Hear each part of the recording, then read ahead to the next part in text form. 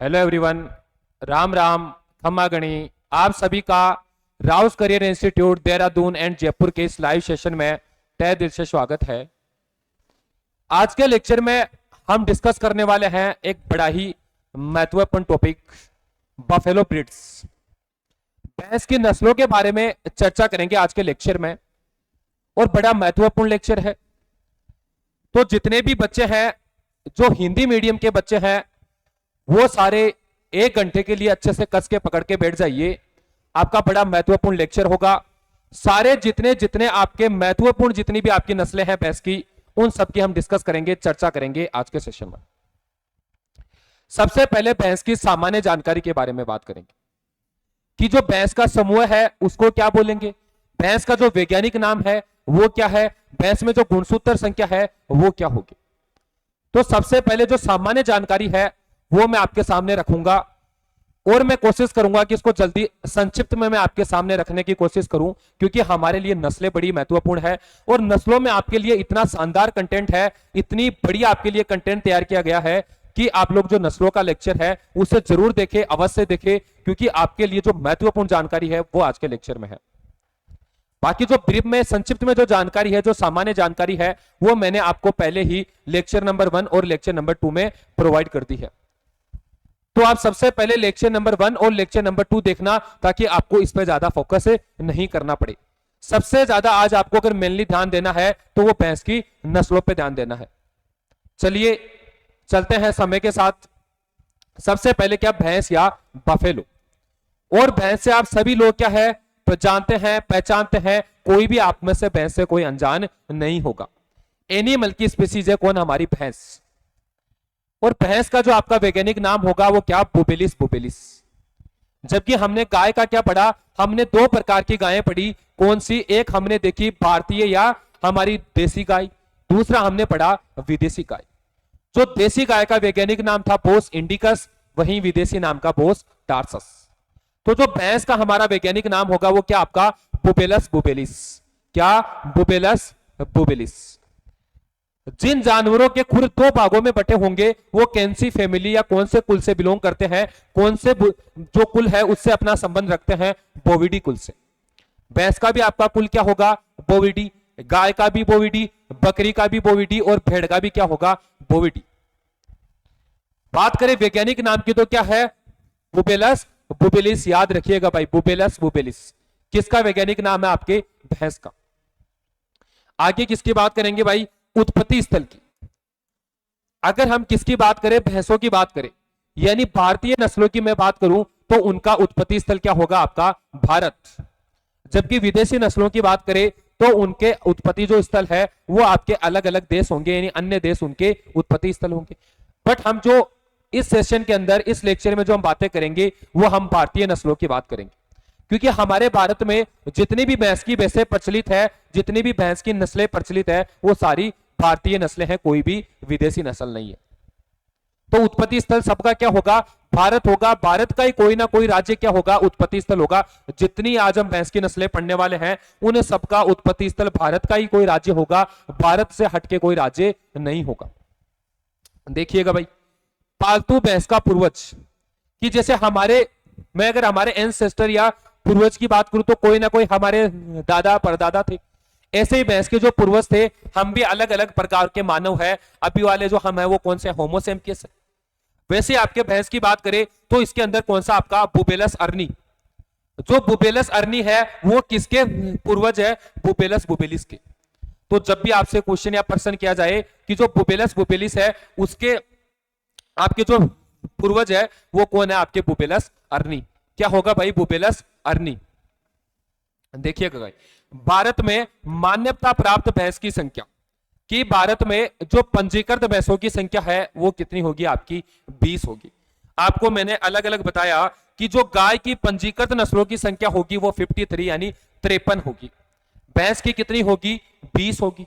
वही मैंने आपको किसकी बताई, मैंने कैमल की भी बताई थी आपको, मैंने सुअर की भी बताई, मैंने आपको बकरी और भेड़ की भी बताई, 39 और कितनी, 45। तो भैंस की आपकी कितनी, 20 आपकी पंजीकृत नस्लें हैं भारत में। भैंस की 20 पंजीकृत नस्लें हैं।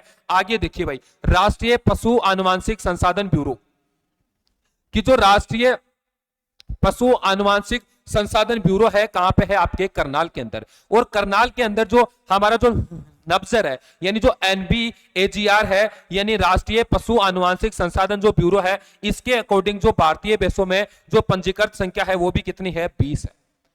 तो आपके भैंसों की अगर पंजीकृत संख्या पूछी जाए तो 20। दूसरी, अगर आपके राष्ट्रीय पशु आनुवांशिक संसाधन ब्यूरो करनाल के अनुसार भैंसों की मान्य नस्लों की संख्या पूछी जाए तो भी आपकी कितनी होगी? 20। याद रहेगा भाई 20? याद रहेगा तो आगे चले। अगर यहां पे कुछ समझ नहीं आया होगा, बस सामान्य जानकारी है, मुझे फटाफट कमेंट में टाइप करके पूछ लीजिए भाई।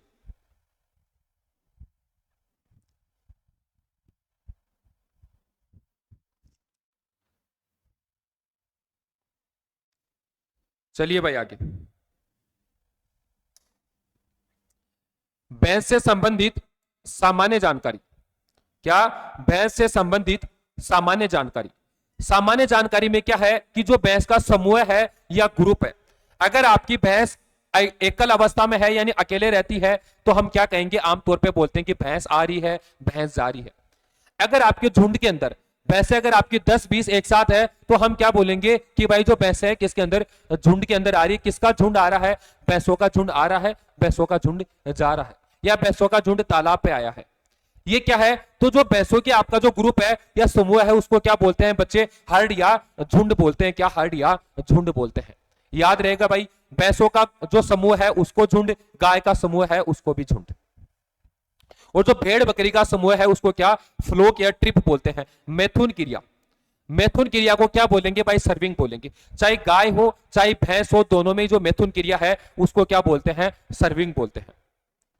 कि जो आपके जब हम बुल के बीच में, क्या जो आपके किसके बीच में, जो आपका जो प्रौढ़ नर और प्रौढ़ जो मादा है, इनके बीच में हम जब क्या करवाते हैं? इनके बीच में जब मेटिंग करवाते हैं, मैथुन क्रिया करवाते हैं, तो इसको हम क्या बोलते हैं? सर्विंग बोलते हैं भाई।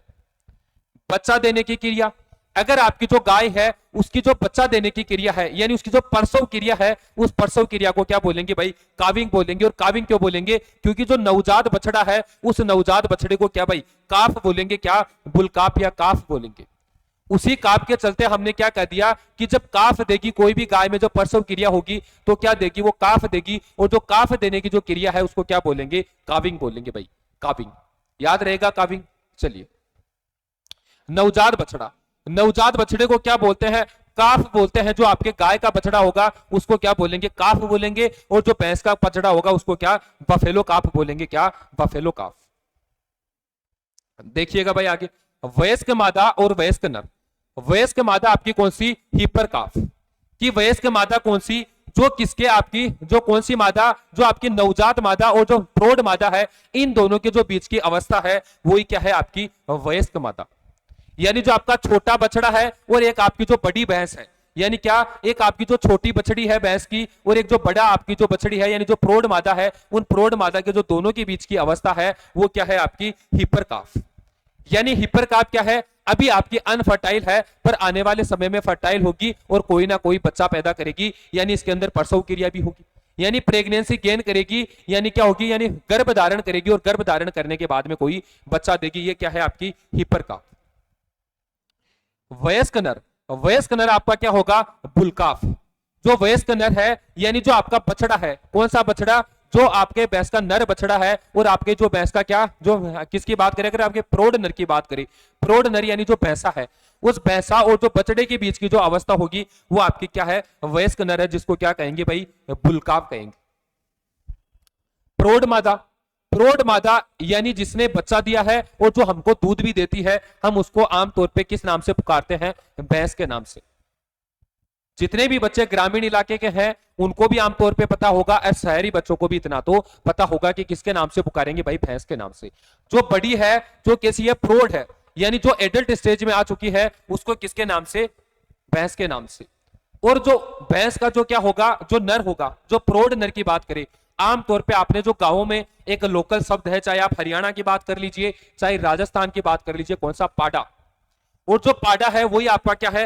भैंसा है। कि भाई भैंसा या बुल की बात करें तो वो कौन सा है? आपका पाडा। जो भैंसा है, जो प्रौढ़ नर है, उसको भैंस में क्या कहेंगे? भैंसा बोलेंगे भाई। क्या बोलेंगे? भैंसा बोलेंगे।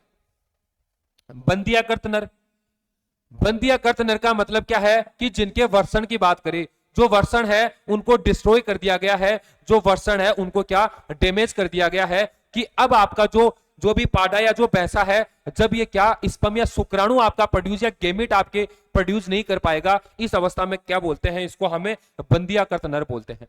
यानी मैथुन क्रिया कर सकता है जो आपकी भैंस है, भैंस के साथ मैथुन क्रिया करने में योग्य होगा, पर उस मैथुन क्रिया के कोई परिणाम निकल के सामने नहीं आएंगे। ना आपका कोई गाय में क्या होगी, ना आपकी जो भैंस है ना तो वो क्या करेगी, गर्भ धारण करेगी, ना ही कोई बच्चा देगी। क्यों? क्योंकि जो हमारा भैंसा है वो कैसा है, वो हमारा बंदियाकृत है। और बंदियाकृत जो भैंसा होगा इसको क्या कहेंगे भाई, बुल्लक या स्टीयर बोलते हैं। क्या? बुल्लक या स्टीयर बोलते हैं भाई। क्या? बुल्लक या स्टीयर। याद रहेगा बच्चे, क्या? बुल्लक या स्टीयर। देखिएगा भाई आखिरी, घर या आवास। देखो चाहे घर या आवास की बात करें, गाय की बात कर लीजिए, भैंस की बात कर लीजिए, क्या बोलते हैं, शेड। और शेड का मतलब ही क्या होता है भाई, शेड का मतलब होता है छाया। और किसी भी जानवर को जो भी शेड बनाएंगे तो कैसा शेड बनाएंगे कि उसको जो धूप की दोपहरी है या जो दोपहर की गर्मी है उसमें उसको लू या उसको धूप नहीं लगे। सर्दियों में कैसे बनाएंगे कि जिसके अंदर विंटर्स के टाइम सर्दी कम लगे। तो जो आवास या घर है उसको क्या बोलते हैं, शेड, जिसके अंदर क्या हो, छाया हो या चारों ओर से ढका हो। सर्दियों में चारों ओर से बंद कर देंगे, गर्मियों में खुला कर देंगे, तो जिसको क्या बोलते हैं, केटल शेड। याद रखिएगा भाई, क्या? केटल शेड या शेड बोलते हैं किसके आवास को, गाय या भैंस के आवास को। याद रहेगा भाई, क्या बोलते हैं, शेड बोलते हैं। लिख लीजिएगा भाई। आमतौर पे जो गांवों में जो शेड बनते हैं वो आज के जमाने में तो चलो कौन से शेड की बात करें, टिन शेड आ गया। क्या कि जो लोहे के चद्दर आते हैं आपका, कौन सा, टिन शेड आ गया। इससे पहले क्या, जो आपका क्या, सेकेरम मुंजा। क्या? सेकेरम मुंजा, जिसको लोकल में क्या भाई कूचा बोलते हैं, उसी कूचे का क्या शेड बनाया जाता था जानवरों के लिए, जो वाकई में ठंडा रहता था। जो आज लोहे के चद्दर आए हैं, आपके जो टिन शेड आए हैं, ये गर्म होते हैं, जबकि आपका जो घास फूस का बना छपरा है वो बड़ा ठंडा होता है गर्मियों में, और जानवरों के लिए सबसे अच्छा और उच्चतम क्वालिटी का होता है भाई। बट आजकल एडवांस टेक्नोलॉजी है, मॉडर्न जमाना है, जिसके चलते हमने पुरानी और अच्छी चीजों को हमने कहीं ना कहीं उनको उनके रास्ते पे छोड़ दिया, हम उनको भूल के आगे बढ़ गए। पर ये गलत है। आगे बढ़िए, एडवांस रहिए, मॉडर्न हो जाइए, आधुनिक दुनिया में आप भी प्रवेश कीजिए, पर उन चीजों को मत भूलिए जो चीजें भूलने लायक नहीं है। वो कहीं ना कहीं हमारे समाज के अंदर रहनी चाहिए, बट वो हमारी समाज में पहचान खोती जा रही है और धीरे धीरे हम एक नए युग के अंदर प्रवेश करते जा रहे हैं। चलिए भाई आगे, गुणसूत्र संख्या। देखो भैंसे जो होगी आपकी दो प्रकार की होगी। एक भैंस होगी वो तो कौन सी होगी, आपकी दलदल वाली भैंसे, जो कैसे, जो कैसी जमीन में रहना पसंद करेगी, दलदली जमीन में। कैसी? दलदल वाली भैंसे। आपने समुद्र के किनारे देखा होगा कैसी जमीन होती है, दलदली जमीन। या कहीं जंगल में कोई तालाब है, तालाब के आसपास की जमीन कैसी होगी, दलदली जमीन। कोई नहर देखी है, नहर के आसपास में कैसी जमीन होती है, दलदली जमीन। तो वैसी दलदली जमीन में रहना कौन सी भैंसे पसंद करती है, जो भैंसे उस जमीन में रहना पसंद करेगी वो कौन सी भैंसे, दलदली भैंसे या स्वाम्प बफेलो। क्या? दलदली भैंसे या स्वाम्प बफेलो। और इनमें जो गुणसूत्र संख्या होगी वो आपके 48 होगी, यानी 48। दलदली भैंसों में गुणसूत्रों की संख्या 48 होगी, और पानी वाली भैंसों में जो गुणसूत्रों की संख्या होगी वो आपके 50 होगी भाई। जो जल भैंस में या जो पानी वाली भैंसे है, या जो हमारे भारत में मुख्य तौर पे जो पाई जाने वाली भैंसे है वो कौन सी, पानी वाली भैंसे है। कौन सी? जल वाली भैंसे या पानी वाली भैंसे, यानी कौन सी भैंसे, जलीय भैंस है। और जलीय भैंस के अंदर जो गुणसूत्र संख्या होगी वो आपकी 50 होगी, और जो दलदली भैंस है उसमें 48 होगी। याद रहेगा भाई। देखो सामान्य जानकारी मैंने आपको अच्छे से पहले और दूसरे लेक्चर में पढ़ाई है, आप उसको जरूर देखना, यहां फिर आपको ज्यादा देखने की जरूरत नहीं पड़ेगी। प्रौढ़ अवस्था। प्रौढ़ अवस्था से मेरा क्या मतलब है कि जब आपका जानवर क्या प्रौढ़ अवस्था में आ गया, जिसमें मध चक्कर का प्रारंभ हो गया, यानी जो आपकी मादा है, मादा में मध चक्कर का प्रारंभ हो गया, और जो आपका नर है, अब नर ने क्या, नर में गेमिट बनना स्टार्ट हो गए। जो नर है, नर में क्या, युग्मक बनना चालू हो गए, यानी शुक्राणु बनना चालू हो गया। यही आपका क्या है, प्रौढ़ अवस्था। तो जो ये प्रौढ़ अवस्था आएगी किसके अंदर, भैंस के अंदर, वो कितने माह की एज में, 30 माह की एज में आएगी बच्चे। कितने? 30 माह की एज में। यानी महीने की बात करें, कितने महीने में, 30 महीने के अंदर। यानी 27 से 30 महीने आप याद करके रखिएगा, यही आपसे पूछा जाएगा। अगली बात करें किसकी, प्रथम ब्यात आयु। क्या? प्रथम ब्यात आयु, यानी कोई भी आपकी भैंस है जिसके अंदर जो प्रौढ़ अवस्था कब आई, 30 महीने की एज में आई। यानी 30 महीना, मैं आपको क्या कहता हूं, 24 से 30 महीना याद कर लीजिएगा भाई। अब 24 से 30 महीने की एज में आई, अगर की 24 या जो 25 महीने की एज में अगर किसी भैंस की हमने मैथुन क्रिया करवा दी, यानी मध चक्कर स्टार्ट हो गया, मध चक्कर चालू हो गया, तो मधकाल अवधि आएगी और मधकाल अवधि में हमने उसकी मैथुन क्रिया करवा दी। मैथुन क्रिया करवाने पे उसने क्या कर लिया, गर्भ धारण कर लिया। गर्भ धारण करने के कितने महीने बाद, 10 महीने बाद, यानी 10 महीने और 10 दिन बाद आपकी भैंस बच्चा देती है, यानी 307 से 310 दिन के भीतर आपकी भैंस बच्चा देती है। तो और आप 10 महीने ऐड कर लीजिए, तो 24 से कितने भाई, 34 माह, यानी 34 से 36 माह। तो यही मैंने आपको कहा कि जो प्रथम ब्यात है वो कब होगा आपका, 36 से 42 माह की उम्र में। यानी कितना कि 3 साल से 3.5 साल की उम्र में जो आपकी भैंस है वो सबसे पहले बार बच्चा देगी, यानी सबसे पहला बच्चा देगी कितने उम्र में, आपके 36 से 42 माह, यानी 3 से 3.5 साल की उम्र में। देखिएगा भाई, मधकाल, जो मधकाल रहता है वो 24 घंटे का रहता है, कि आपकी जो भैंस है उसमें मध चक्कर आया और जब मधकाल अवधि आएगी तो वो कितने घंटे की, 24 घंटे की। अगर इस 24 घंटे के भीतर भीतर अगर आपने मैथुन क्रिया करवाई है या आपने किसी पशु चिकित्सक के माध्यम से जो सीमन इंजेक्ट करवाया है आपकी भैंस के अंदर, तो आपकी भैंस के गर्भ धारण करने के चांस बढ़ जाते हैं।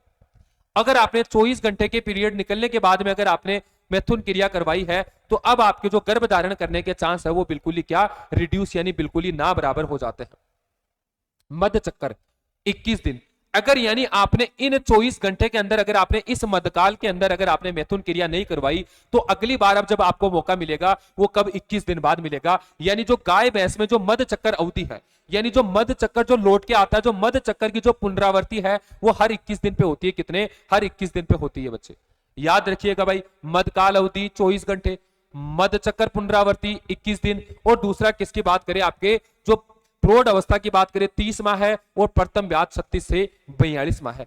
गर्भकाल यानी गर्भकाल की बात करें, गर्भकाल कौन सा, कि जब आपके पशु के गर्भ धारण करने से लेके जो प्रसव के बीच का समय है, इसी को क्या कहते हैं, गर्भकाल। और जो भैंस में गर्भकाल होगा वो आपके 10 महीने और 10 दिन का, यानी 307 से 310 दिन का होगा। लिख लीजिएगा भाई, कितना, 310 दिन का। भैंस के दूध में वसा प्रतिशत, क्या जो भैंस का दूध है इसमें आपका वसा प्रतिशत कितना होगा भाई, 7.38%, यानी 7.38% क्या होगा, वसा प्रतिशत होगा आपके भैंस के दूध में। स्टार लगा लीजिएगा बच्चे, जरूर पूछा जाएगा आपसे कि जो भैंस का दूध है इसके अंदर वसा प्रतिशत कितना होगा आपका, 7.38%। आगे बात कीजिएगा भाई, भैंस के दूध में प्रोटीन प्रतिशत, भैंस के दूध में जो प्रोटीन प्रतिशत होगा वो कितना होगा आपका, 3.60%। कितना, 3.60% आपके भैंस के दूध में प्रोटीन प्रतिशत होगा। और जो लैक्टोज यानी दूध में जो लैक्टोज होगा वो कितना, 5.48%। और किसी भी दूध में जो मीठेपन का कारण है वो आपका लैक्टोज है, और भैंस के दूध में सबसे ज्यादा लैक्टोज की उपस्थिति होती है, कितनी, 5.48%। इसीलिए आपका जो भैंस का दूध है वो और जानवरों की तुलना में, चाहे गाय की बात कर लीजिए, चाहे बकरी की बात कर लीजिए, चाहे भेड़ की बात कर लीजिए, उन सब की तुलना में जो मीठा दूध होगा वो भैंस का होगा। और इसका जो सबसे बड़ा कारण है वो आपका लैक्टोज परसेंटेज है, और लैक्टोज जो प्रतिशत है वो भैंस में कितना होगा, 5.48%। गाय में कितना होगा, 4.96%।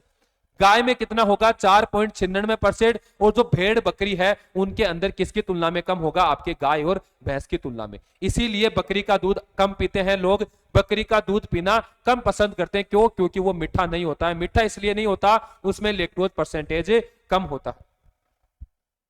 देखिएगा भाई, भारत में सबसे ज्यादा दुग्ध उत्पादन भैंस से प्राप्त होता है, कि जो भारत में टोटल दुग्ध उत्पादन भारत का कितना भाई, 230 मिलियन टन। भारत में जो टोटल मिल्क उत्पादन है, जो भारत का टोटल दुग्ध उत्पादन है 2022-23 के अनुसार कितना है आपका, 230 मिलियन। इस 230 मिलियन में जो सबसे ज्यादा दुग्ध उत्पादित करेगा या जो सबसे ज्यादा इस दूध में योगदान देगा वो आपका कौन, भैंस देगा। और वो भी कितना, 44%। कितना, लगभग आपका कितना, 44.81%। कितना बच्चे, 44.81%। कि यानी हमारे देश का जितना दुग्ध उत्पादन है, कि जितना हमारे देश का दुग्ध उत्पादन है वो अपने आप में 100% है। उस 100% का 44% उत्पादित करेगी अकेली आपकी भैंस। बाकी का जो दूध बच गया वो किससे आएगा, गाय से आएगा। और गाय के अलावा किससे आएगा भाई, बकरी से आएगा। और बकरी के अलावा बकरी आपका लगभग 3.30%, यानी बकरी जो कुल दूध उत्पादन है उसका 30% क्या करती है, योगदान देती है या कंट्रीब्यूट करती है किसके अंदर, दुग्ध उत्पादन में। बाकी गाय कितना भाई आपका 22%। देखो सारे डेटा मैंने करंट में करवाए हैं, आप जरूर जाके लेक्चर देखिएगा भाई। केंद्रीय भैंस अनुसंधान संस्थान स्थित है हिसार हरियाणा। क्या, जो केंद्रीय भैंस अनुसंधान संस्थान है, यानी भैंस पे क्या अनुसंधान के लिए, भैंस पे क्या रिसर्च करने के लिए, अनुसंधान करने के लिए जो इंस्टीट्यूट या जो संस्थान खोला गया, वो संस्थान कहां खोला गया, आपके हिसार हरियाणा के अंदर। भैंस का ही नहीं, आपके किसका, घोड़े का, जो घोड़े का भी अनुसंधान संस्थान है वो भी कहा है, हिसार हरियाणा के अंदर। याद रहेगा भाई, फटाफट लिख लीजिएगा भाई, इसके बाद आगे चलते हैं, लिख लीजिएगा भाई फटाफट।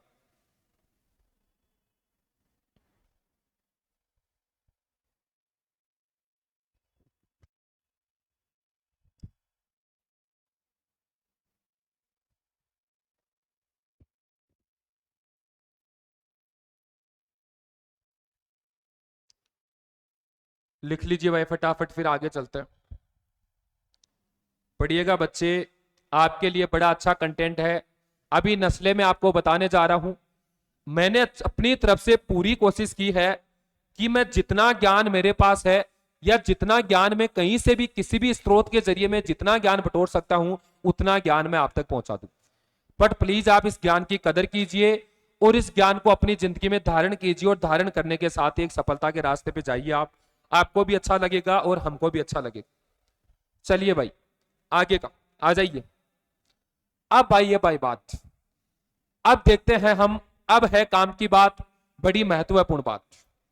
आपसे चाहे कोई भी आपका एग्जाम हो, चाहे आपका आईबीपीएस एफओ बैंक की बात कर लीजिए, चाहे आप 11th-12th के बच्चों की बात कर लीजिए, चाहे आप किसी भी सेक्टर की या किसी भी क्षेत्र की बात कर लीजिए, किसी भी एंट्रेंस एग्जाम की बात कर लीजिए, एग्रीकल्चर सुपरवाइजर की बात कर लीजिए, आप जो पशु परिचर की बात कर लीजिए, इन सब एग्जामों में आपको सबसे जो महत्वपूर्ण आपके क्वेश्चन है वो क्या है, आपके जानवरों की नस्लें।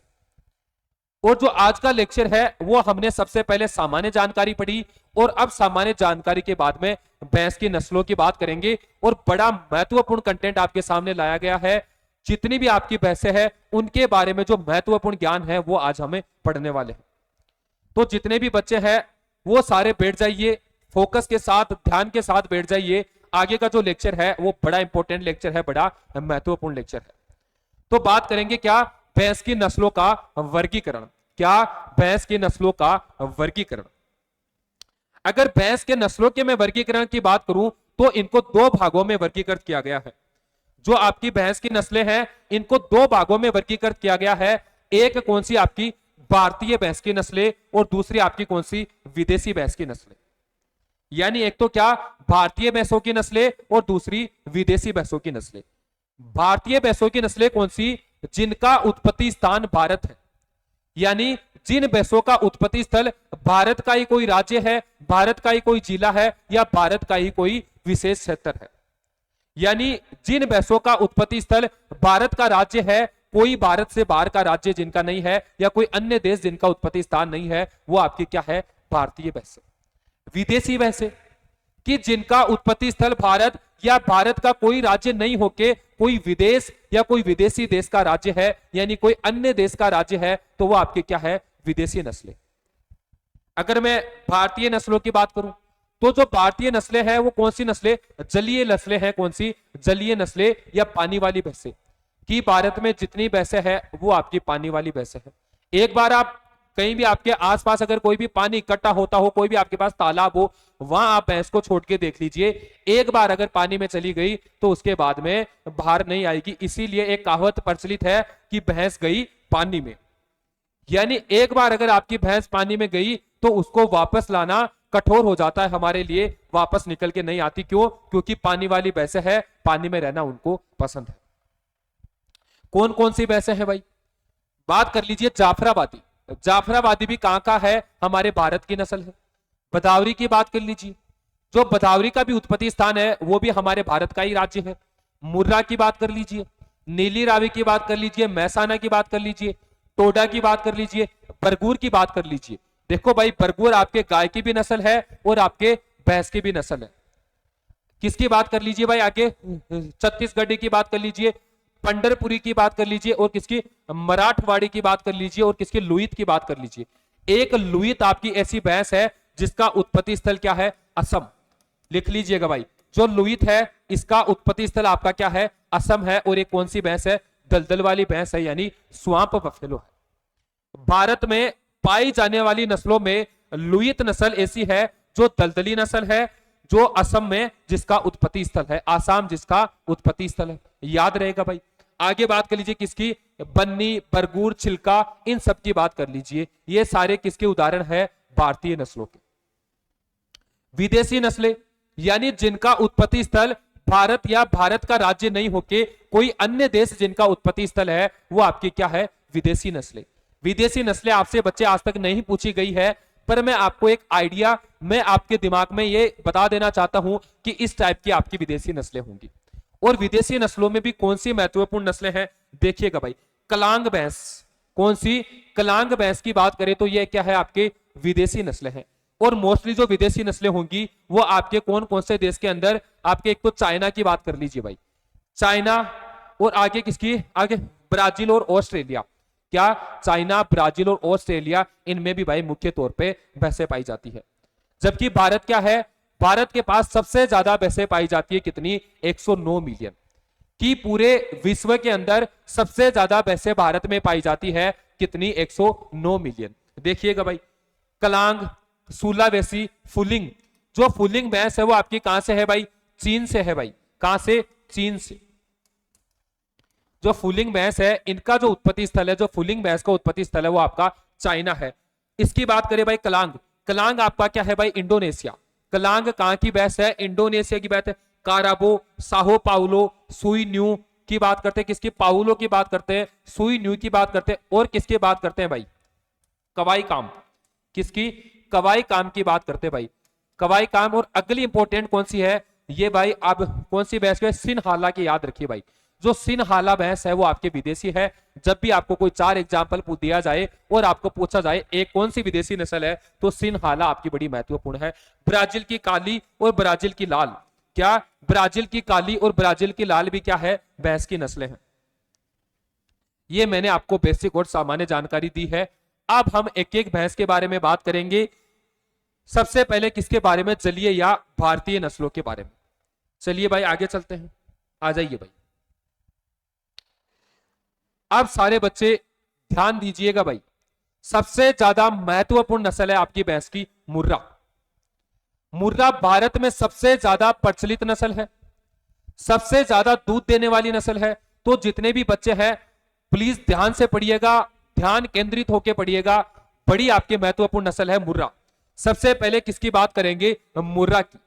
और मुर्रा में भी सबसे पहले मुर्रा के उत्पत्ति स्थल की बात करेंगे। जो मुर्रा का उत्पत्ति स्थल है, मुर्रा के उत्पत्ति स्थल के तौर पे हम पंजाब, हरियाणा को देखते हैं। मुख्यतया किसको, पंजाब एंड हरियाणा। पर जो पश्चिमी उत्तर प्रदेश और जो दिल्ली है वो भी इसके उत्पत्ति स्थल के तौर पे माने जाते हैं। तो आपको याद रखना है, मुख्य तौर पे आपसे पंजाब और हरियाणा पूछा जाएगा कि जो मुर्रा का उत्पत्ति स्थल है वो क्या है, आपका पंजाब और हरियाणा। बट पश्चिमी उत्तर प्रदेश और जो दिल्ली है, यहां भी जो मुर्रा भैंस है इसकी संख्या अच्छी खासी मात्रा में देखने को मिलती है। तो आपको याद होना चाहिए कि जो मुर्रा है, मुर्रा का उत्पत्ति स्थल क्या है, आपका पंजाब और हरियाणा। याद रहेगा भाई। मुर्रा को और किन नामों से जाना जाता है, कुंडी, काली और दिल्ली। क्या, कुंडी,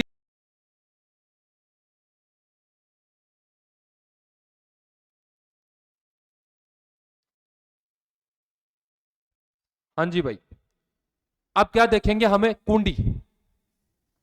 आपकी जो मुर्रा भैंस है उसको कुंडी क्यों बोला जाता है, देखो कुंडी का मतलब ही क्या होगा भाई, कुंडी का मतलब होता है क्या,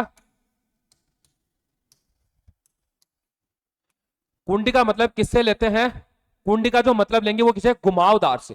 जो कुंडी का मतलब है वही क्या होगा, आपके घुमावदार। और जो आपकी मुर्रा भैंस है, इस जो मुर्रा भैंस के जो सींग होंगे वो कैसे होंगे, घुमावदार सींग होंगे। कैसे, घुमावदार सींग। और मुर्रा भैंस के सींग घुमावदार होने के कारण ही हमने इसको क्या कह दिया, कुंडी। और दूसरी क्या, काली।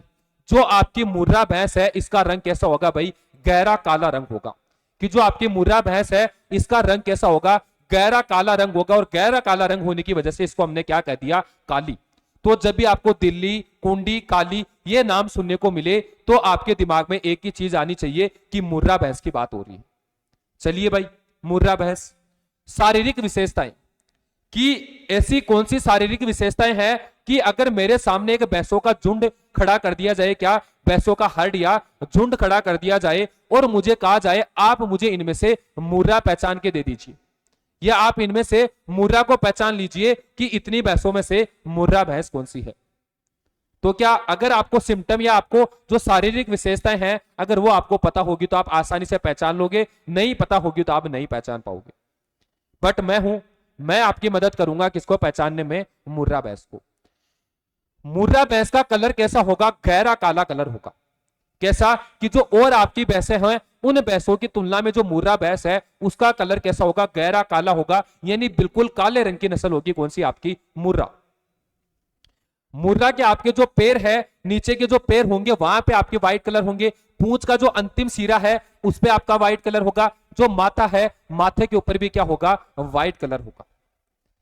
हाँ, हालांकि आपके हर मुर्रा के अंदर आपको सफेद कलर देखने को मिले ये बात तो सुनिश्चित नहीं है कि कुछ कुछ मुर्रा भैंसों में आपको व्हाइट कलर देखने को मिलेगा। तो इस पहचान को तो हम ये नहीं कह सकते कि हर भैंस के अंदर हमें मिलेगी। तो कुछ और पहचान की बात करते हैं, और विशेषताओं की बात करते हैं। तो मुर्रा के सींग होंगे कैसे, घुमावदार सींग होंगे। मुर्रा के सींग कैसे होंगे, घुमावदार। घुमावदार यानी कौन सा, कि किसकी बात करें, जलेबी। क्या जो मुर्रा के सींग है वो जलेबी आकार के सींग होंगे, और जलेबी अभी सभी बच्चों ने खाई होगी, क्योंकि भाई अभी किसका टाइम चल रहा है, राजस्थान और हरियाणा में बड़ा प्रचलित है। अभी किसका टाइम चल रहा है भाई, यानी अभी कौन सा, कि जो भी हमारे बुजुर्ग है यानी जो दुनिया छोड़ के चले गए उनके अभी क्या, पिंडदान का टाइम है। और पिंडदान के टाइम जिन जिनके घर में क्या, जैसे लोकल में राजस्थान में शब्द है क्या, कन्नागत। तो ये कन्नागत किससे निकलता है, जो हमारे पूर्वज जो हमें छोड़ के चले गए उनके पिंडदान के लिए। तो तीज पे बने घेवर, और कन्नागत की बात करें तो कन्नागत में क्या बने, आपका जलेबी। तो अभी सभी लोग जलेबी खा रहे होंगे। तो जैसे आपकी जो जलेबी घुमावदार होती है उसी तरीके से आपके मुर्रा भैंस के घुमावदार सींग होते हैं, और यही इसकी खास बात है, यही इसकी मुख्य विशेषता है किसकी, मुर्रा भैंस की।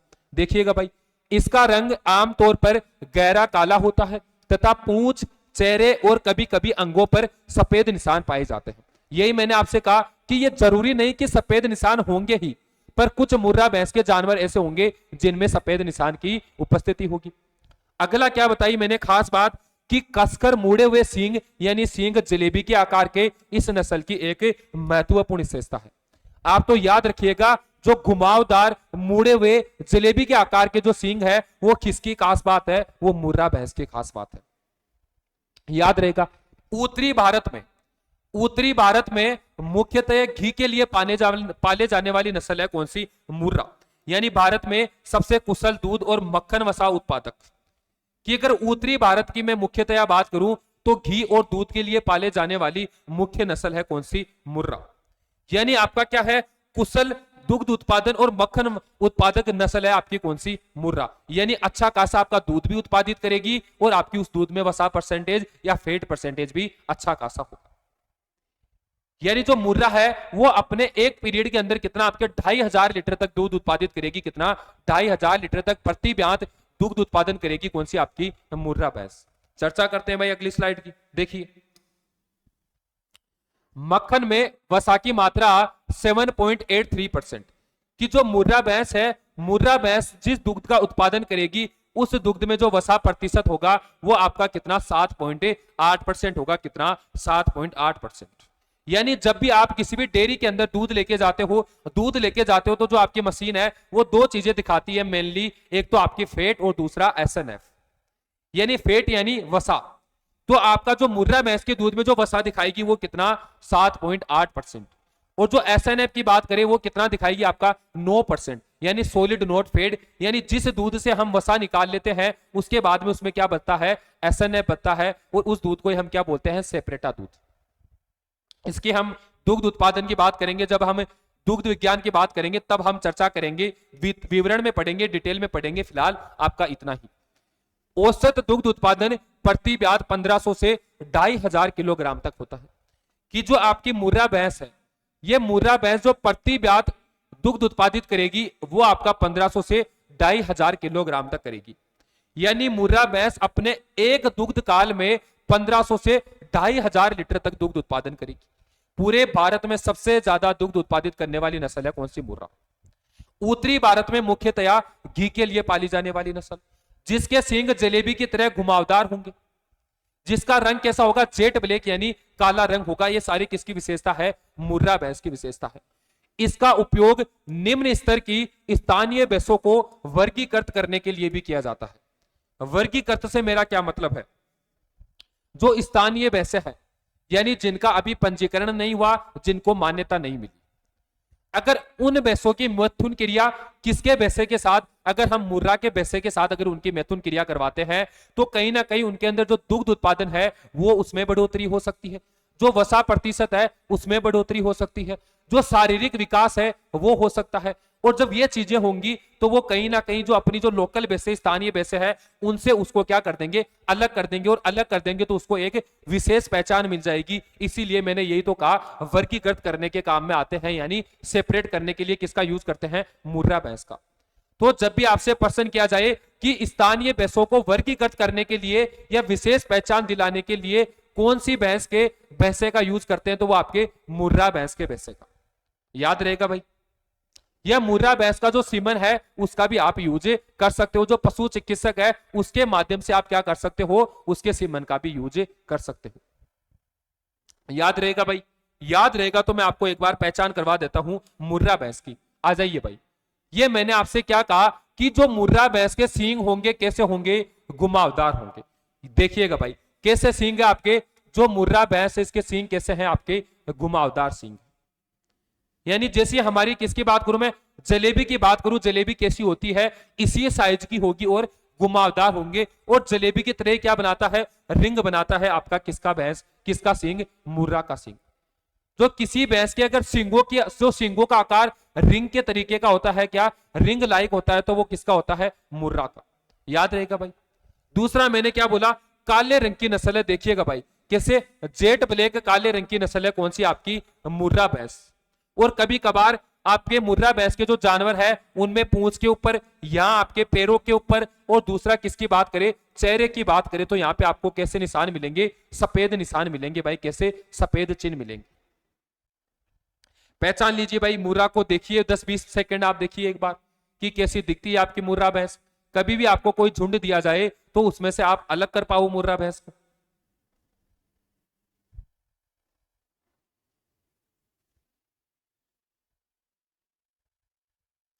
देख लिया भाई। चले आगे।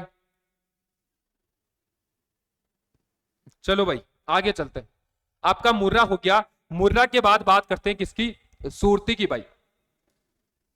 सूरती बफेलो। किसकी बात करेंगे? सूरती भैंस की। और सूरती एक क्या है? भारतीय नस्ल है। जो आपकी सूरती भैंस है वो क्या है? आपकी भारतीय नस्ल है। उत्पत्ति स्थान, सूरती भैंस के अगर मूल स्थान या उत्पत्ति स्थान की बात करें तो सूरती भैंस के उत्पत्ति स्थान या उद्गम स्थल के तौर पे गुजरात का खेड़ा और बड़ौदा जिला माना जाता है। कि जो गुजरात का क्या, जो खेड़ा और बड़ौदा जिला है उसको हम किसके उत्पत्ति स्थल के तौर पे? सूरती भैंस के उत्पत्ति स्थल के तौर पे देखते हैं। तो जब भी आपसे प्रश्न किया जाए कि सूरती भैंस का उद्गम स्थल, उत्पत्ति स्थल या मूल स्थान क्या है? गुजरात का खेड़ा और बड़ौदा जिला। क्या? गुजरात का खेड़ा और बड़ौदा जिला। और किन नामों से जाना जाता है? अगर आपके सूरती बफेलो की बात करें, जो आपके भैंस की सूरती नस्ल है, इस सूरती नस्ल के कई नाम प्रचलित है, उन नामों की बात करेंगे और बड़े महत्वपूर्ण है। आपसे जरूर पूछा जाएगा, कोई आपसे अन्य नाम दिया जाएगा और पूछा जाएगा कि ये किस भैंस का नाम है? डेकनी। क्या? जो आपकी सूरती भैंस है इसको डेकनी, गुजराती और किसकी बात करेंगे? तलबड़ा, चाटोर और नाडियाड़ी के नाम से जाना जाता है। घबराइए मत। इन नामों से क्यों जाना जाता है मैं आपको बताऊंगा। घबराने की आपको जरूरत नहीं है, बस आपको ध्यान केंद्रित करने की जरूरत है, आपको समय देने की जरूरत है। आप मुझे समय दीजिए, मैं आपको ज्ञान दूंगा। जो भी आपके भैंस के बारे में जानकारी है वो मैं आपको प्रदान करूंगा। सबसे पहले किसकी भाई? डेकनी की बात करते हैं। डेकनी या किसकी बात करते हैं? कभी कभार आपको क्या मिल जाएगा? भारत देशनी। क्या? डेकनी या देशनी। गुजरात से जो एरिया लगता है, जो राज्य लगता है, वो कौन सा आपका महाराष्ट्र और राजस्थान लगता है। और गुजरात और जो महाराष्ट्र का एरिया है, जो क्षेत्र है, हम उसको क्या बोलते हैं, डेक्कन प्लेटू। क्या, डेक्कन प्लेटू। और जो आपका डेक्कन प्लेटो है, यानी किसकी बात करिए, आपके जो डेक्कन जो पठारी क्षेत्र की बात करिए, क्या, जिसको हम पठारी क्षेत्र बोलते हैं, इंग्लिश में आप उसी को क्या बोलते हो, डेक्कन। और ये डेक्कन कौन से लैंड से बना है, गोंडवाना लैंड से। मैं 33 सागर, गोंडवाना लैंड, अंगोरा लैंड ये आपको बताऊंगा, बट ये किसका पार्ट है, ये ज्योग्राफी का पार्ट है। ये तो आप तो ये मान के चलिए, जो ये विश्व है, ये जो पृथ्वी है, ये तीन चीजों से मिलके बनी है। एक तो अंगोरा लैंड से, एक 33 सागर से, और एक गोंडवाना लैंड से। अंगोरा लैंड है, उससे हमारा कोई मतलब नहीं, हमारा मतलब है 33 सागर और किससे, आपके गोंडवाना लैंड से। 33 सागर से वो एरिया बना है जो रेगिस्तानी है, यानी कहा जाता है कि किसी टाइम वहां पे बड़े बड़े ओशियन समुद्र हुआ करते थे, एक समय के साथ जो समुद्र है वो सूखते चले गए और वहां पे रेगिस्तान बन गया। जैसे रेगिस्तान किससे बना है, 33 सागर से। जो पठारी क्षेत्र, जहां पे आपकी पथरीली जमीन है, आपकी अंडुलेटिंग यानी उबड़ खाबड़ जमीन है, वो किसे, गोंडवाना लैंड से। तो उस एरिया को क्या कहते हैं, डेक्कन कहते हैं। और उस एरिया में इसकी संख्या अच्छी पाई जाती है, इसलिए हम उसको क्या बोल दिया, हमने डेक्कनी बोल दिया। दूसरा, गुजरात।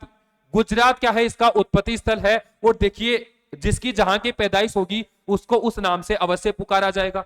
राजस्थान से मैं हूं, राजस्थानी। अगर मैं राजस्थान में मारवाड़ से होता तो मारवाड़ी। कोई आप में से उत्तराखंड से है तो उत्तराखंडी। कोई छत्तीसगढ़ का बालक है तो छत्तीसगढ़ी। ये क्या है, ये कहीं ना कहीं अपने राज्य को रिप्रेजेंट करते हैं। तो वही हमने क्या कर दिया, गुजराती। तो कंफ्यूज मत होना भाई, गुजराती कौन है, आपकी सूरती भैंस। आगे किसकी बात करते हैं, तलबड़ा।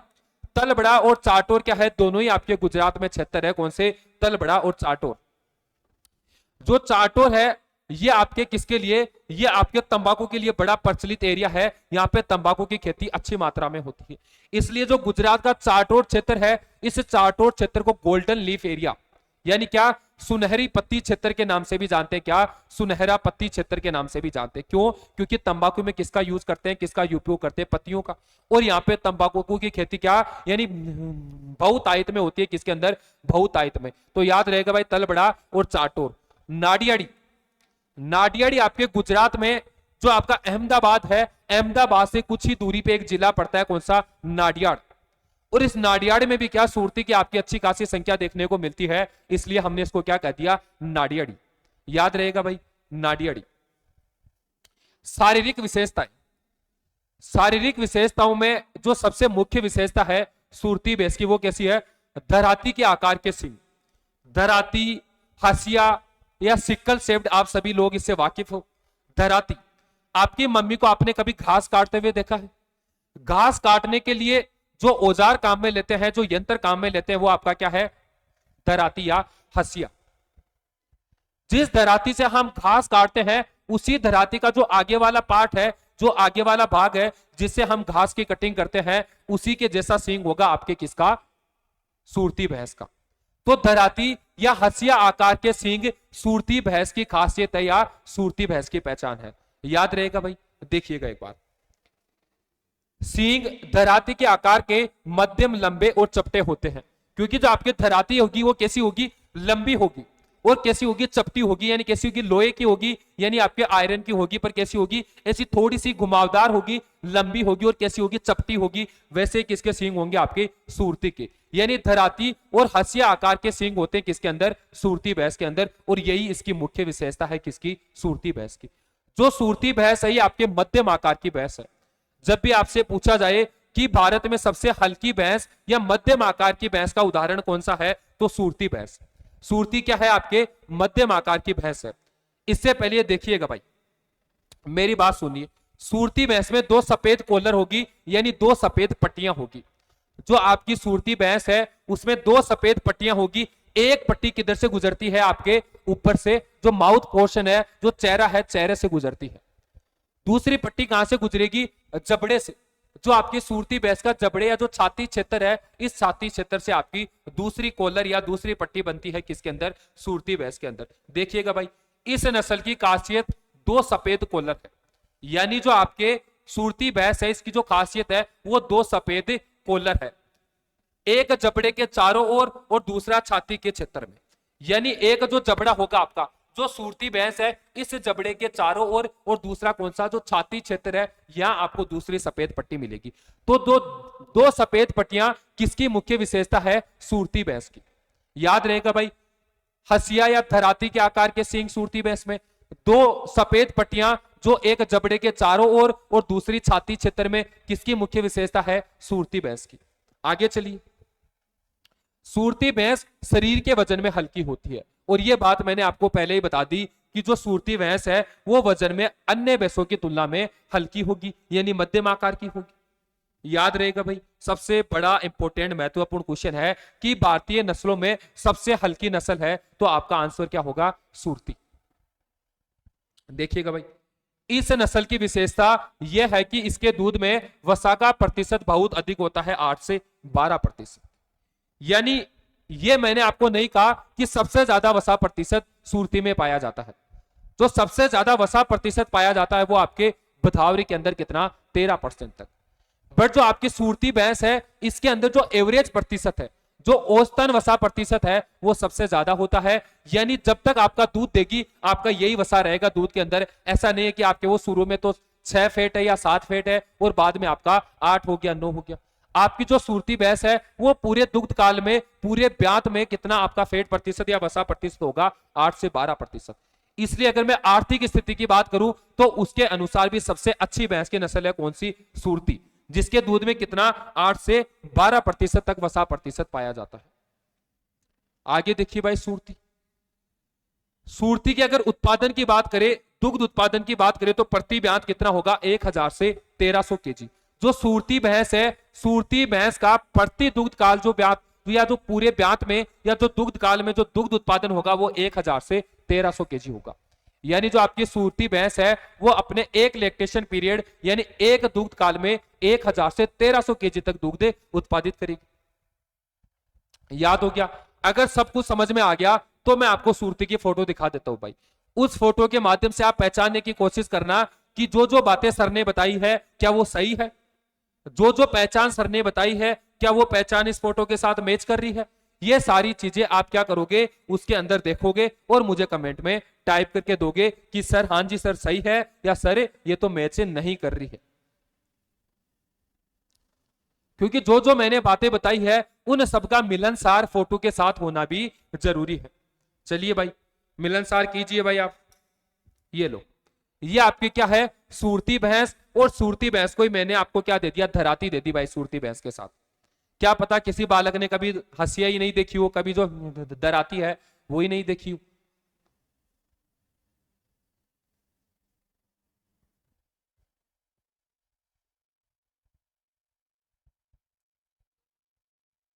क्या कहा मैंने आपको कि जो सींग होंगे कैसे? धराती आकार के। ये देखिएगा भाई, ये इसका सींग कैसे जा रहा है आपका? ऐसा कैसे जा रहा है? इस तरीके से आपका सींग जा रहा है। साथ ही में आप इसी का सींग देखिए, कैसा सींग है? इस टाइप का सींग है। यानी आपके जो धराती आकार के सींग होंगे किसके अंदर? सूरती के अंदर। दूसरा मैंने क्या कहा? 2 व्हाइट कॉलर होंगी एक जबड़े के चारों ओर, एक व्हाइट कॉलर आपकी जबड़े के चारों ओर, दूसरी व्हाइट कॉलर देखिएगा आपके छाती क्षेत्र में या गर्दन के ऊपर। किसके अंदर? सूरती भैंस के अंदर। दूसरी क्या? वजन में हल्की होंगी। देखिए भाई, और भैंसों के मुकाबले कैसी दिखाई पड़ती है? हल्की दिखाई पड़ती है। यानी वजन में कैसी होगी? हल्की होंगी। जो सींग होंगे वो कैसे होंगे? आपके धराती के आकार के सींग होंगे। कैसे होंगे बच्चे? धराती के आकार के सींग होंगे। और धराती किस काम में? आपके घास काटने के काम आती है। क्या? घास काटने के काम आती है। देख लिया भाई, पहचान कर ली। क्या जो जो मैंने बताई है उनका क्या इसके साथ मिलनसार हो रहा है या नहीं हो रहा? अगर मिलनसार हो रहा है तो आगे बढ़े, नहीं हो रहा है तो फिर से चर्चा करें। चलो भाई, हो रहा है मिलनसार। चलो ठीक है भाई, चलो आगे। आगे कौन सा है आपका? नीली रावी। कौन सा बफेलो की नस्ल है? कौन सी भैंस की नस्ल के बारे में बात करेंगे? नीली रावी के बारे में। किसके बारे में? नीली रावी के बारे में। जो नीली रावी भैंस का मूल स्थान है या जो उत्पत्ति स्थल है या जो उद्गम स्थान है वो आपका क्या है? वो आपका पंजाब। किसकी बात करें? पंजाब की। और पंजाब का कौन सा जिला भाई?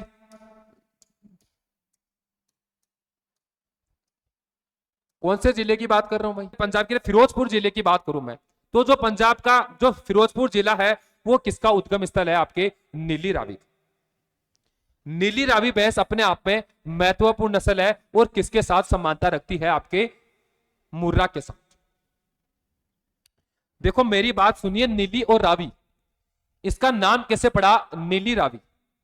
जो नीली रावी भैंस के नाम के पीछे जो कहानी है, वो कौन कौन सी रिवर, कौन कौन सी नदी, सतलज और रावी नदी के ऊपर टिकी हुई है। किसके ऊपर? सतलज और रावी नदी के ऊपर। जो आपकी नीली रावी भैंस है वो जो सतलज नदी की घाटी है या जो सतलज नदी की घाटियां हैं उनमें पाई जाती है। और जो सतलज नदी है इसका पानी कैसा है? नीला। क्या? जो सतलज नदी है इसका पानी है नीला। और नीला पानी होने की वजह से यह सतलज नदी के आसपास की घाटियों में पाई जाती है, इसलिए इसका नाम क्या पड़ गया? नीली। क्या नाम पड़ गया? नीली। बाद में जो इसकी संख्या है वो जो रावी नदी है, रावी नदी के आसपास में भी किसकी संख्या देखी गई? आपके जो नीली भैंस की। और इन दोनों के नाम पे इन दोनों ने जब समानता दिखाई तो इनका क्या नाम पड़ गया? नीली रावी। तो जो नीली रावी भैंस का नाम है वो किसके ऊपर? वो आपके सतलज और जो रावी नदी है इनके नाम पे है भाई। जो सतलज नदी का पानी कैसा होता है? नीला। और रावी नदी के नाम पे क्या पड़ गया? इसका नाम पड़ गया नीली रावी। याद रहेगा। तो जो सतलज नदी का नीला पानी है उसी नीले पानी के नाम पे किसका नाम पड़ा है? आपके नीली रावी भैंस का। और पंजाब का जो कौन सा जिला? जो पंजाब का जो फिरोजपुर जिला है उसको इसके उत्पत्ति स्थल के तौर पे मानते हैं, उद्गम स्थल के तौर पे मानते हैं। बट मैं अगर बात करूं तो जो आपकी नीली रावी भैंस है इसका जो उत्पत्ति स्थल फिरोजपुर कोई नहीं, दूसरा किसके? पाकिस्तान के कौन से जिले की बात करूं मैं? मोंटगोमरी और कौन से जिले की? लायलपुर जिले की। कौन सा? मोंटगोमरी और लायलपुर जिले की। जो मोंटगोमरी और जो लायलपुर जिला है यहां भी हमें जो नीली रावी भैंस है इसकी अच्छी खासी संख्या देखने को मिलती है। लायलपुर जी, लायलपुर आपका वही जिला है जहां एग्रीकल्चर कॉलेज खोला गया था। कब? 1905 के अंदर। 1901 से 1905 में हमारे भारत में 5 कॉलेज खोले गए, जिनमें से एक कॉलेज कहां पे? लायलपुर के अंदर खोला गया भाई। और बाकी 5 हमारे कहां? भारत में खोले गए। उस टाइम जो पाकिस्तान भी किसका हिस्सा हुआ करता था? भारत या हिंदुस्तान का हिस्सा हुआ करता था। तो जो लायलपुर, मोंटगोमरी, मुल्तान, ये पाकिस्तान के सारे जिले भी किसके तौर पे, किसके उद्गम स्थल या किसके उत्पत्ति स्थल के तौर पे मानते हैं? नीली रावी की। तो जो नीली रावी है ये आपका कहां कहां पाया जाता है? पंजाब, हरियाणा, पाकिस्तान के मुल्तान, मोंटगोमरी और लायलपुर जिले के अंदर। और जो नीली रावी, जो सतलज और जो रावी नदी है इसकी आसपास की घाटियों के अंदर। तो याद रहेगा भाई। अब जो नीली रावी है वो लगभग आपके मुर्रा जैसी है, बट हमने इसको वर्गीकृत किया। और वर्गीकृत कब होगी? तब कुछ ना कुछ अलग पहचान प्रकट करेगी। और उन्हीं में पहचान की बात करूंगा। सबसे पहले जो नीली रावी की बात करें, जो नीली रावी भैंस का या जो नीली रावी जो भैंस की नस्ल है इसका जो पृथक्करण हुआ या इसको जो वर्गीकृत किया गया वो कब किया गया? 1938 के अंदर। क्योंकि 1938 के अंदर क्या एक कैटल शो हुआ? कब? 1938 के अंदर। क्या? Indian cattle show programme.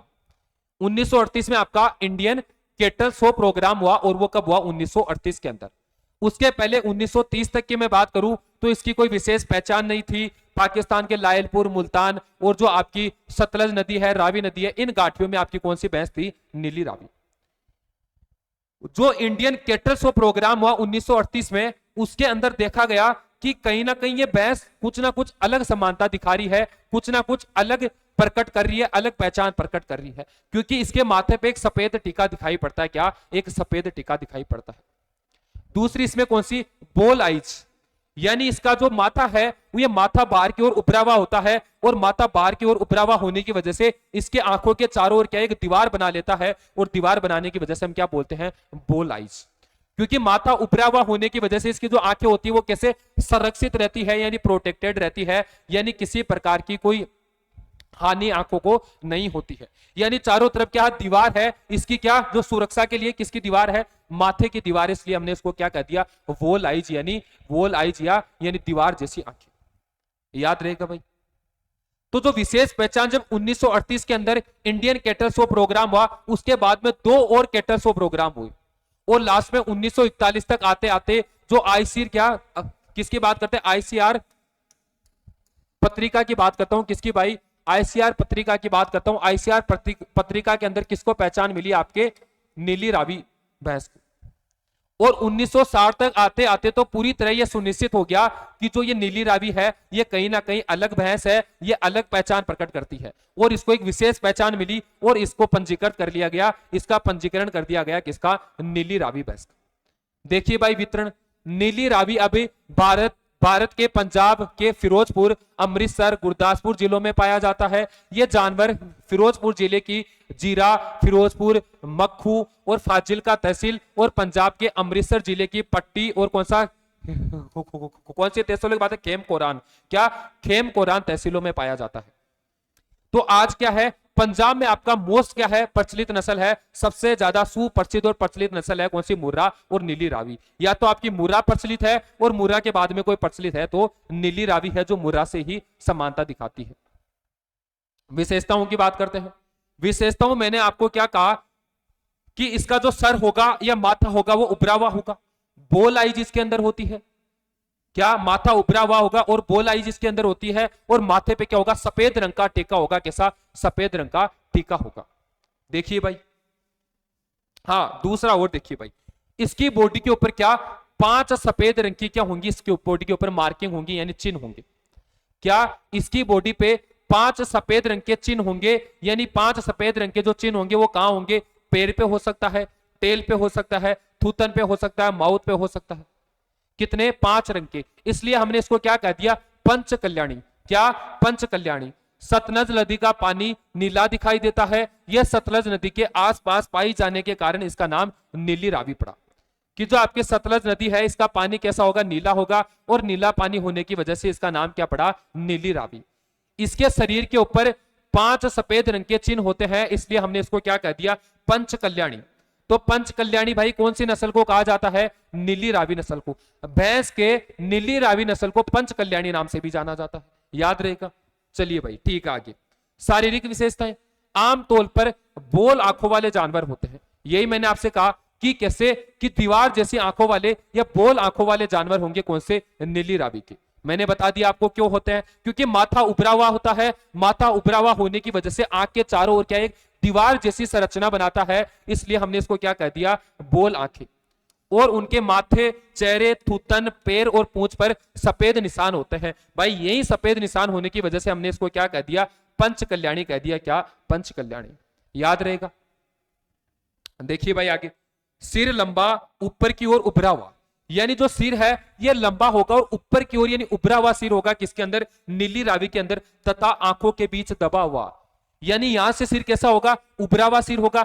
जैसे ही आंखें आएंगी, आंखें के बीच में क्या, नीचे की ओर, यानी क्या, पहले तो उभरा हुआ होगा और आंखें के बीच में गड्ढा होगा। यानी जब भी आप इसके सर पे हाथ घुमाओगे, पहले आपका सर क्या होगा, उभरे हुए जब पोर्शन पे रहेगा तब बाहर की ओर रहेगा। जैसे आंखों की तरफ आओगे अचानक से आपको गड्ढा मिलेगा, यानी आपका हाथ क्या, गड्ढे में चला जाएगा। क्यों, क्योंकि ऊपर की साइड से सर अभरा हुआ होता है, दोनों आंखों के बीच में कैसा सर होगा, दबा हुआ सर होता है, किसके अंदर, नीली रावी के अंदर। तो जब भी पूछा आपसे कि दोनों आंखों के बीच में गड्ढा किस भैंस की नस्ल की विशेषता है, नीली रावी की, तो दोनों आंखों के बीच में जो गड्ढा बनता है वो नीली रावी भैंस के अंदर बनता है, याद रहेगा भाई। ठीक है, चलिए आगे।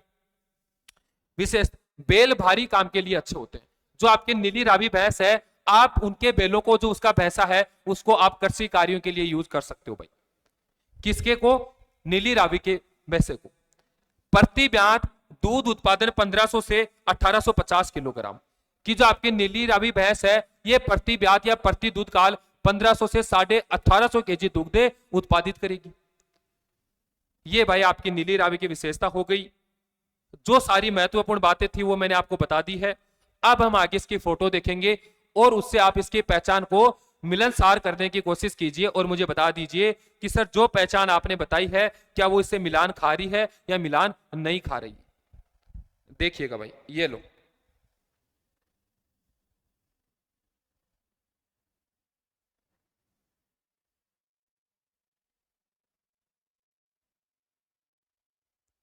मैंने क्या कहा आपके कि माथे के ऊपर सफेद रंग का टीका होगा। क्या, कि जो आपके नीली रावी भैंस है इसके माथे पे सफेद रंग का टीका होगा। देख लीजिएगा भाई, कैसा माथा है, सफेद रंग का माथा है। इसके अंदर भी कैसे घुमावदार सींग होंगे, हालांकि मुर्रा जितने घुमावदार सींग नहीं होंगे, बट इसमें भी कैसे सींग होंगे, घुमावदार सींग होंगे। मुर्रा के साथ क्या करती है, ये समानता दिखाती है। दिखाई दे रहा है भाई। आंखें कैसी है, जो सर है, सर देखिएगा भाई, यहां से इसका सर उठा हुआ है, उभरा हुआ होगा, और दोनों आंखों के बीच में कैसा दसा हुआ सर या दबा हुआ सर होता है। आंखें किसके साथ, आंखों को क्या बोलते हैं भाई, बोल आईज बोलते हैं किसकी आंखों को, जो आपकी नीली रावी भैंस है इसकी आंखों को क्या बोलेंगे भाई, बोल आईज बोलेंगे। याद रहेगा।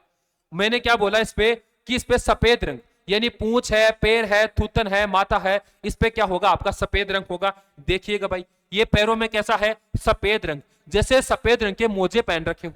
तो जब भी आपसे प्रश्न किया जाए कि सफेद रंग के मोजे किस भैंस की पहचान है या किस भैंस की विशेषता है, नीली रावी की। देखिएगा भाई, सफेद रंग के पैर, देख लीजिएगा भाई, पूंछ भी कैसी होगी, सफेद रंग की होगी, पूंछ कैसी होगी, सफेद रंग की होगी, सर देखिए कैसा होगा, सफेद रंग का होगा, इसीलिए हमने इसको क्या कह दिया, पंच कल्याणी कह दिया। क्या भाई, पंच कल्याणी। याद रहेगा कि नीली रावी को ही हम पंच कल्याणी के नाम से जानते हैं। देखिएगा भाई, एक बार फटाफट 1 मिनट देख लीजिए, फिर आगे चलते हैं।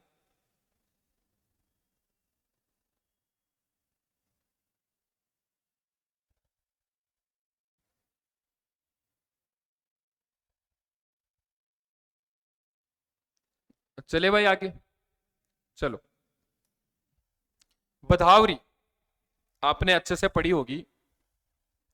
ऐसा तो नहीं है कि जो भी बालक देख रहा है उसने कभी बधावरी भैंस नहीं पढ़ी, क्योंकि अवश्य जो भी बालक तैयारी कर रहा है वो कहीं ना कहीं पहले से अपने प्रयास कर रहा है। तो यही है, अपने प्रयास बढ़ाइए, एफर्ट्स बढ़ाइए, अभ्यास कीजिए, आपको सफलता जरूर मिलेगी। किसकी बात करते हैं, बधावरी। बधावरी भैंस की बात करें तो बधावरी भैंस का जो मूल स्थान है वो उत्तर प्रदेश के आगरा जिले को इसके उत्पत्ति स्थल के तौर पे देखते हैं। बधावरी भैंस, बधावरी भैंस के मूल स्थान या उत्पत्ति स्थान के तौर पे उत्तर प्रदेश के इटावा जिले को देखते हैं, कि जो उत्तर प्रदेश का इटावा जिला है वो आपके बधावरी भैंस का उत्पत्ति स्थल या उद्गम स्थल है। और अगर मैं बात करूं जो बदावरी भैंस है, इस बदावरी भैंस के जो जानवर है वो मुख्यतया चक्कर नगर में पाए जाते हैं। क्या आपका जो, किसकी बात करूं मैं, आगरा की बात करूं, आगरा में एक जगह पड़ती है, कौन सा, चक्कर नगर। तो जब भी आपसे पूछा जाए कि जो चक्कर नगर है वो किसके लिए फेमस है, बदावरी भैंस के लिए। लिख रहा हूं भाई यहां पे, कौन सा, चक्कर नगर। कि जो बदावरी भैंस के जानवर उत्तर प्रदेश के आगरा जिले के चक्कर नगर में पाए जाते हैं। कहां पे, चक्कर नगर में। एक बार पुराने टाइम, बहुत पुराने सालों में आपका प्रश्न आया था कि जो चक्कर नगर है वो किस नस्ल के जानवरों के लिए प्रसिद्ध है, किसके लिए, बदावरी नस्ल के जानवरों के लिए। कि जो उत्तर प्रदेश के आगरा जिले में चक्कर नगर है वहां पे बदावरी भैंस के जानवर सबसे ज्यादा या सर्वाधिक पाए जाते हैं। तो बदावरी भैंस का उत्पत्ति स्थल याद रहेगा आपको, आगरा, उत्तर प्रदेश। चलिए भाई, शारीरिक विशेषताएं। आपकी जो बदावरी भैंस है वो भी किसी मध्यम आकार की भैंस है, किसी मध्यम आकार की। बट जो बदावरी भैंस के जो शरीर का रंग होगा वो कैसा होगा, हल्के तांबे के रंग का होगा। और यही इसकी खासियत है, यही इसकी मुख्य विशेषता है कि बदावरी भैंस का शरीर का रंग हल्के तांबे का रंग का होगा, जो इसको अन्य भैंसों से अलग करता है। और यही इसकी खासियत है, यही इसकी पहचान है। बदावरी भैंस के दूध में सर्वाधिक वसा प्रतिशत 13% तक पाया जाता है। कितना, 13% तक पाया जाता है। देखिएगा भाई एक बार, मध्यम आकार की भैंस, इस नस्ल की एक विशेषता यह है कि इसका शरीर आमतौर पर हल्के तांबे का रंग का होता है। आंखों की पलकें आमतौर पर तांबे या हल्के भूरे रंग की होती है। अभी मैं आपको दिखाऊंगा फोटो कि जो आपके बदावरी भैंस है, इस बदावरी भैंस के जो शरीर का रंग होगा वो कैसे, तांबे के कलर का होगा, यानी हल्के भूरे कलर का होगा। यानी बाकी जो भैंसें कैसी है वो थोड़े काले कलर की है, या मुर्रा क्या है, गहरे काले रंग की है। बट ये कैसी होगी, भूरे रंग की होगी, यानी तांबे का कलर जैसा होगा इसका। इसकी जो पलकें हैं उनका कलर भी कैसा होगा, भूरे या तांबे के रंग का होगा। दूसरी, जैसे आपके सूरती के अंदर मैंने बोला दो क्या सफेद रंग की कॉलर होती है, एक जबड़े के चारों ओर और दूसरा छाती क्षेत्र में।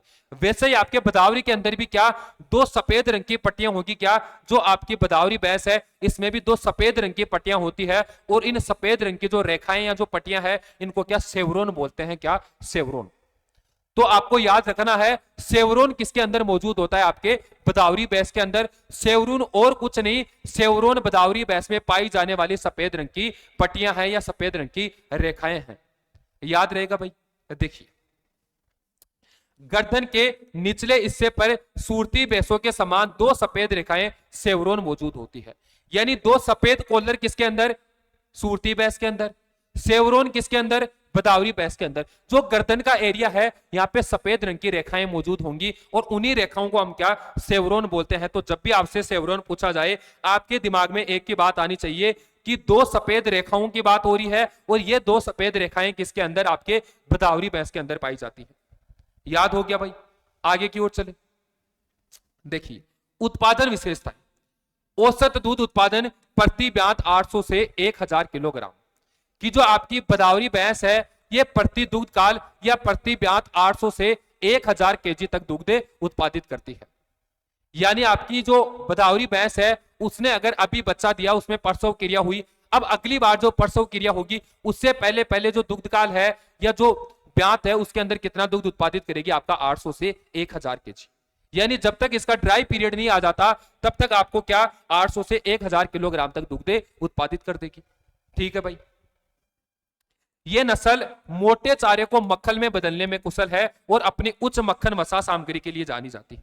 यानी अगर आप बदावरी भैंस को मोटा चारा भी डालते हो, यानी मोटे चारे से मेरा क्या मतलब है, बाजरे के चारे की बात कर लीजिए, सोरगम के चारे की बात कर लीजिए। अगर आपने इस भैंस को मोटा चारा भी खिलाया तो उसको भी क्या, मक्खन के अंदर कन्वर्ट कर देगी। यानी इसके दूध में हाई वसा प्रतिशत होता है, यानी इसका जो पाचन तंत्र है वो मोटे चारे को भी पचा देगा और उसको किसके अंदर, वसा या फैट के अंदर कन्वर्ट कर देगा। यानी जब भी दूध देगी तो उसमें अच्छा वसा प्रतिशत होगा। इसका मतलब ये नहीं कि भाई चारा ही फेट बन गया, यानी चारा क्या होगा, डाइजेस्ट होगा। यानी जब पाचन तंत्र में जब पाचित हो जाएगा तब उससे क्या, जो इंपॉर्टेंट एलिमेंट्स है या तत्व है वो निकल के किसके अंदर जाएंगे, आपके मेमोरी ग्लैंड, और मेमोरी ग्लैंड आपका क्या बनाएगी, दूध बनाएगी भाई।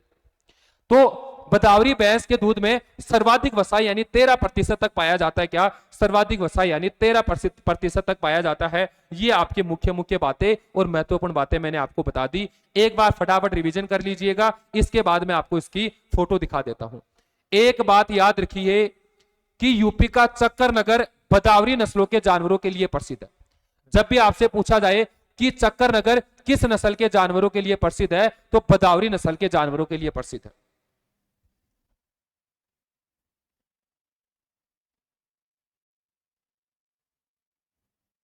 फटाफट रिवीजन कीजिएगा भाई, 10-15 सेकंड, अभी हमारी नस्लें बची है।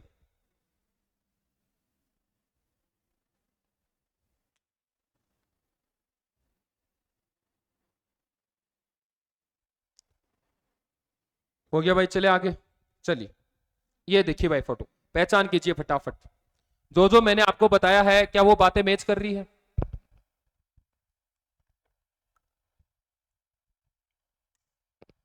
आप जब भी आमतौर पे मुर्रा भैंस का भी आप बछड़ा देखोगे, नीले रावी का भी आप बछड़ा देखोगे, यानी काफ की बात करें, बफेलो काफ, तो हमेशा कलर में कैसा होगा, गहरा काला होगा।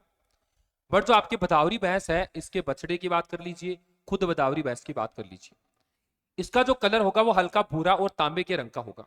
और आप देख लीजिए बिल्कुल ही आपको अलग कलर दिखाई पड़ रहा होगा, कैसा, हल्का भूरा और तांबे के रंग का कलर है। कैसा, हल्का भूरा और तांबे के रंग का कलर है। दूसरा क्या, जो सूरती की तरह इसके अंदर भी क्या, जो व्हाइट रेखाएं होंगी, और इन व्हाइट रेखाओं को क्या बोलते हैं, सेवरोन बोलते हैं। क्या भाई, सेवरोन बोलते हैं। याद रहेगा, ये किसकी मुख्य विशेषता है, ये आपके बदावरी भैंस की मुख्य विशेषता है। और ये आपको याद होनी चाहिए। एक बार फोटो देख लीजिए, इससे आपके जो चीजें हैं वो दिमाग में रहेंगी। देख लिया भाई, और देखते रहना आप लोग, आगे चलते हैं अभी। तो जाफराबादी, किसकी बात करेंगे, जाफराबादी की। जाफराबादी की अगर उत्पत्ति स्थल या मूल स्थान की बात करें तो वो क्या है, आपका गुजरात में काठियावाड़ के गिर जंगलों को माना जाता है। जाफराबादी के मूल स्थान या उत्पत्ति स्थान के तौर पर गुजरात के काठियावाड़ के गिर जंगलों को माना जाता है।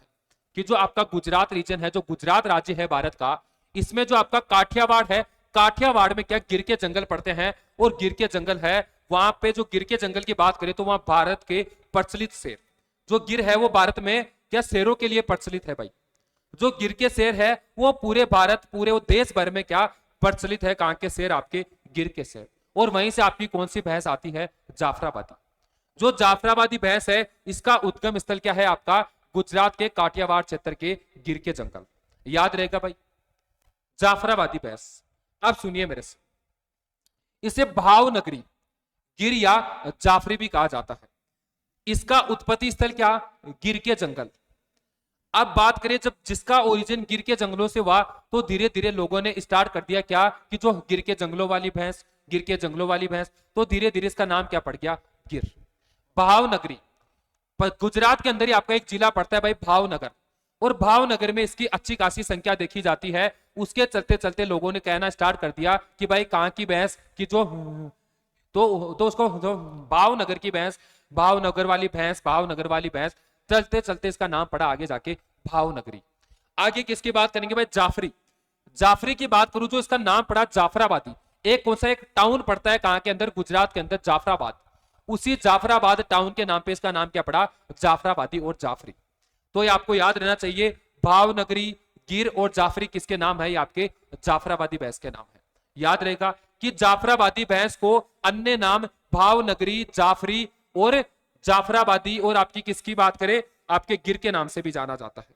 क्या कि जो आपकी जाफराबादी भैंस है उससे अन्य नाम जाफरी, गिर और भावनगरी के नामों से भी जाना जाता है। याद रहेगा, ठीक है भाई। एक बात मेरी सुनिए, भैंसों को नवचंद्र कहा जाता है। क्या कि जो जाफराबादी भैंस है इसको क्या नवचंद्र कहा जाता है? और नवचंद्र कहने के पीछे क्या कारण है? जो मालधारी जाति के लोग हैं, विशेष तौर पे जाफराबादी भैंस मालधारी जाति के लोगों द्वारा पाली जाती है, और मालधारी जाति के जो लोग हैं वो आपके जाफराबादी भैंस को भाग्यशाली मानते हैं या शुभ मानते हैं। नवचंद्र, जब अमावस्या के बाद में अगले दिन आपका क्या, जब चंद्रमा आता है तो वो कैसा आता है? पूरा लाइट मून आता है। कैसा? लाइट मून आता है। कैसा? जो आपका चमकदार मून आता है कब? अमावस्या की रात के बाद। तो जब भी आप देखोगे इस दिन आपका क्या है, इसलिए जो नवचंद्र की बात करें तो ये जाफराबादी को क्या मानते हैं? भाग्यशाली मानते हैं या शुभ मानते हैं, इसीलिए इसको क्या बोलते हैं? नवचंद्र कहा जाता है। तो याद रहेगा भाई आपको कि जो जाफराबादी भैंस है उसको नवचंद्र कहा जाता है। किसी को कोई कंफ्यूजन, किसी बच्चे को कोई दिक्कत? जिस किसी बच्चे को कोई भी अगर तकलीफ हो आपके जो जो भैंस के नस्लों को लेके, वो मुझे पूछ लीजिएगा भाई। और जो जाफराबादी भैंस है वो भारतीय नस्लों में सबसे भारी नस्ल है। क्या? जाफराबादी भैंस भारतीय नस्लों में सबसे भारी नस्ल है, इसलिए हम इसे छोटा हाथी भी कहते हैं। क्या? आपकी जो भारतीय नस्लों में छोटा हाथी के नाम से जिस भैंस की नस्ल को जाना जाता है वो कौन है? आपकी जाफराबादी है। क्यों? क्योंकि भारतीय नस्लों में सबसे भारी नस्ल है। देखिए भाई शारीरिक विशेषताएं, ये भैंस की सबसे भारी भारतीय नस्ल है।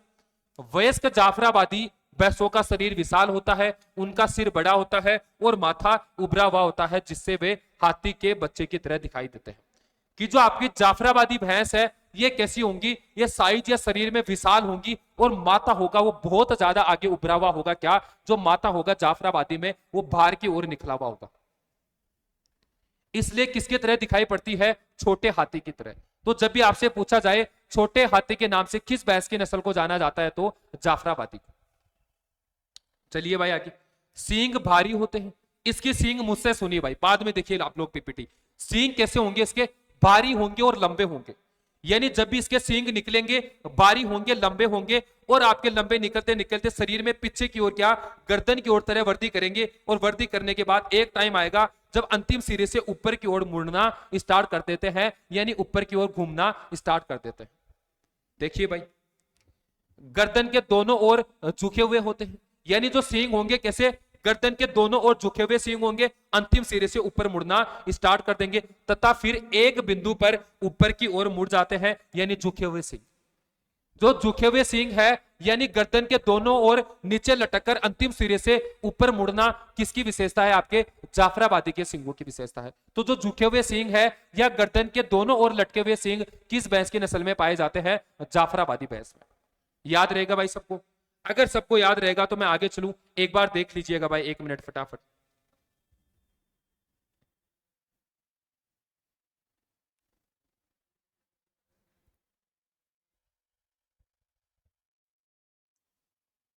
चलिए भाई आगे। थन अच्छी तरह से विकसित होता है तथा फनल के आकार के थन होते हैं। कि जो थन की बात करें, जो टीड्स की बात करें, तो क्या करेंगे? अच्छी तरह विकसित होंगे, यानी पूर्ण विकसित होंगे, और कैसे? फनल के आकार के। समझिए भाई मेरे से, फनल क्या होती है? देखो, जितने बच्चे हैं, किसी ने गाड़ी में पेट्रोल पंप के अलावा अगर कहीं आपने अपनी गाड़ी या ट्रैक्टर में पेट्रोल भरते देखा है, जो कीप होती है, जो कीमा की मैं बात कर रहा हूं, किसकी? कीप की बात कर रहा हूं।